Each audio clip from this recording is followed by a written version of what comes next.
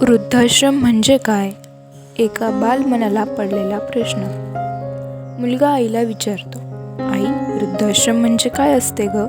आई त्या छोट्याशा बालमनाला समजावून सांगते की बाळा, ज्या मुलांना आपल्या आई वडिलांना सांभाळता येत नाही, ती मुले आई वडिलांना वृद्धाश्रमात ठेवतात. मुलगा त्यावर पुन्हा आपल्या आईला म्हणतो की आई, तू आणि बाबा पण आजी आजोबांना सांभाळू शकत नाही, म्हणूनच तुम्ही नेहमी त्यांच्याशी भांडत असताना मग तुम्ही पण त्यांना वृद्धाश्रमात ठेवणार का? आणि मीही मोठा होईल तेव्हा मलाही कामे असतील ना आई?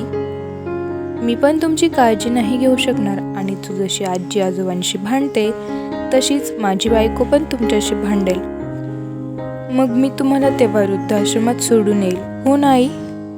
मुलाचे हे बोलणे ऐकून आईचे डोळे भरून येतात. तिला तिची चूक समजते आणि ती तिच्या मुलाची माफी मागते. त्याला घट्ट मिठी मारते.